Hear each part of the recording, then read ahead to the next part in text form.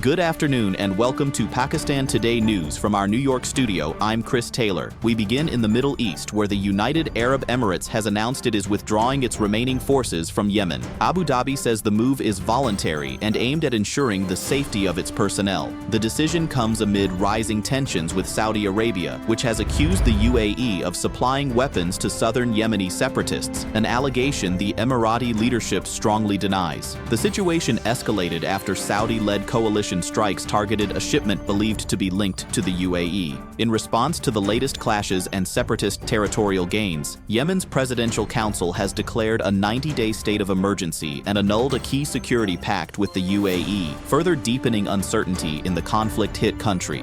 Turning to Pakistan's diplomatic engagements, Prime Minister Shehbaz Sharif has met United Arab Emirates President Sheikh Mohammed bin Zayed Al Nahyan in Rahim Yar Khan. The two leaders reaffirmed strong bilateral relations and pledged to elevate cooperation between Pakistan and the UAE. Discussions focused on expanding economic, trade, investment, energy, information technology, and defense ties, building on momentum from the Emirati president's earlier visit.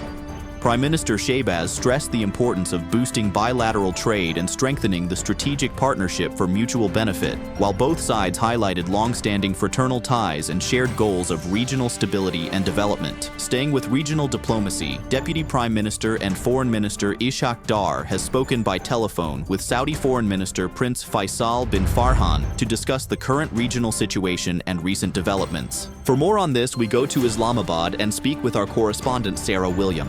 The Foreign Office says the call underscored the strong strategic and economic ties between Pakistan and Saudi Arabia. Both sides reviewed cooperation in defense, energy, and ongoing financial support, expressing satisfaction with the positive trajectory of bilateral relations. Ishaq Dar reaffirmed Pakistan's commitment to further strengthening ties with the kingdom and reiterated support for Saudi diplomatic efforts aimed at peace and stability in Yemen. The two leaders also exchanged season's greetings, reflecting the warmth of relations between Islamabad and Riyadh. Thank you, Sarah, for that update from Islamabad. Now to the United States and India, where the U.S. Embassy in New Delhi has issued a stern warning to Indian nationals. The advisory cautions that individuals attempting to migrate illegally to the United States or violating U.S. law could face significant criminal penalties. This comes at a time of growing strain in U.S.-India relations, marked by high tariffs on Indian goods and broader geopolitical tensions. The warning reflects the Trump administration's strict immigration stance, including mass deportations, tougher visa requirements, increased H-1B visa fees, and widespread visa revocations that have already impacted Indian workers and students seeking opportunities in the United States. Around the world, preparations for New Year's 2026 are reaching a fever pitch, with authorities on high alert. In Sydney, 9 tons of pyrotechnics are ready for launch, although heavy security remains in place following recent local tragedies. Dubai is aiming for a record-breaking night, planning 48 simultaneous firework displays and a 43-hour non-stop metro service to manage millions of visitors. Not all cities are celebrating, however. Paris has canceled its major Champs-Élysées concert due to crowd safety concerns, while Tokyo has called off its famous Shibuya countdown to prevent public nuisance. From thousands of pounds of confetti in New York's Times Square to the arrival of the Olympic flame in Italy, the transition into 2026 is shaping up to be a massive and high-stakes global operation. In Washington, the U.S. Social Security Administration is ending 2025 in what internal reports describe as a state of turmoil. After a 12% workforce reduction and the elimination of key departments earlier this year, the agency is struggling with a backlog of 6 million pending cases and 12 million field office transactions.